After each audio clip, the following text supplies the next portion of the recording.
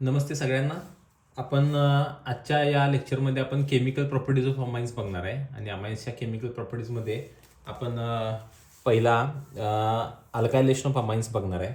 Actually laboratory taste आहे ते आपण सेपरेट व्हिडिओमध्ये आपण बघितल्यात आणि आता आपण स्टार्ट करतोय केमिकल प्रॉपर्टीज ऑफ अमाइन्स. पहिला आहे ते अल्कायलेशन ऑफ अमाइन्स.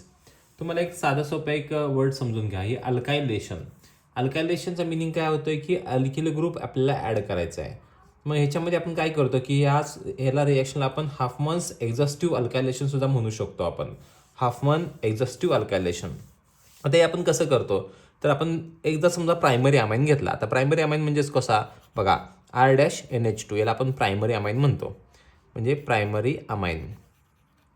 आता प्रायमरी अमाइनचं अल्कायलेशन करायचं आहे आणि आपण हे कसं करतो तर बघा अल्कायलेशन करायचं म्हणजेच काय करायचं तर हे याचा RX बरोबर रिॲक्ट करायचा, अल्किल हॅलाइड बरोबर रिॲक्ट करायचा.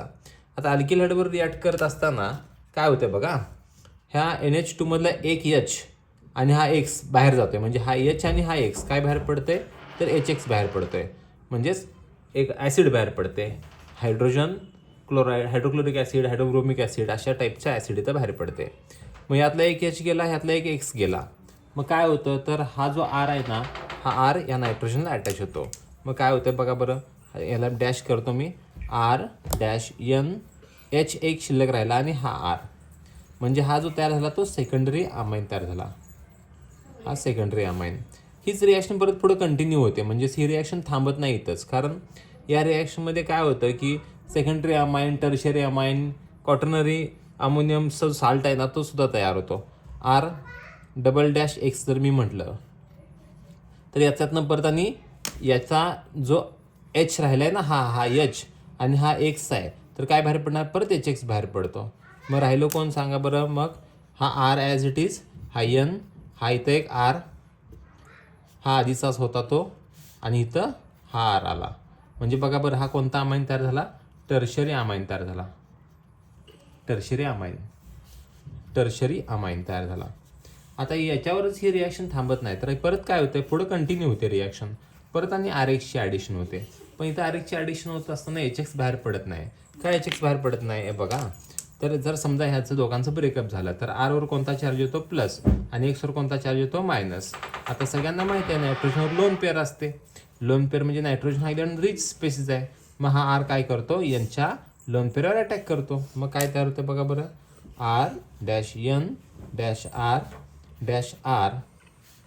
आणि हा R परत हा R इथं आला बघा, म्हणजेच ह्या नायट्रोजनवर पॉझिटिव्ह चार्ज येतो. कारण का ह्या R प्लसने याच्यावर अटॅक केल्यानंतर ह्या लोन पेअरचं कन्व्हर्जन बॉन्ड पेअरमध्ये होतं आणि हा पॉझिटिव्ह चार्ज याच्यावर आल्यामुळं मग हा X मायनस ह्याला अटॅच होतो. म्हणजे ह्या याच्यावर पॉझिटिव्ह आहे, मग याच्यावर हा X मायनस ह्याला अटॅच होतो. मग याला म्हणायचं साल्ट आहे. हे साल्ट कुणाचं आहे तर टेट्रा अल्किल अमोनियम हॅलाइड असं म्हणतो आपण त्याला. म्हणजेच आपण काय करूया तर प्रत्येकाची नावं जर सांगायची म्हटलं तर बघा, हा प्रायमरी अमाइन आहे, हा सेकंडरी अमाइन आहे, हा टर्शियरी अमाइन आहे आणि हा तो याला म्हणायचं tetra alkyl ammonium halide. Tetra alkyl ammonium halide. आणि हा टेट्रा अल्किल अमोनियम हॅलाइड जो आहे ना, तर तो सगळ्यात जास्त कधी तयार होतो जर तुम्ही एक्सेस फॉर्मॅटमध्ये तुम्ही अल्किल हॅलाइड जर ॲड करत असाल तर हा जास्त क्वांटिटीमध्ये तयार होतो. आता ह्या सगळ्या गोष्टींमध्ये तुम्हाला ज्यावेळेला तुम्ही ही रिॲक्शन करताय त्यावेळेला मिक्सचर तयार होते.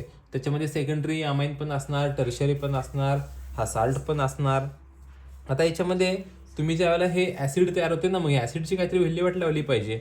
जर हे ॲसिड तसंच राहिलं तर ह्या रिॲक्शनच्या स्पीडवर इम्पॅक्ट होणार. त्यामुळे आपण काय करतो ह्याच्यामध्ये माइल्ड बेस वापरतो. माइल्ड बेस कोणता वापरतो तर NaHCO3 वापरतो. हा माइल्ड बेसचं काय काम आहे माहिती आहे का, तर ह्या HXला कन्झ्युम करायचं काम आहे, न्यूट्रलाइज करायचं. हे रिॲक्शन न्यूट्रलाइज व्हायला पाहिजे.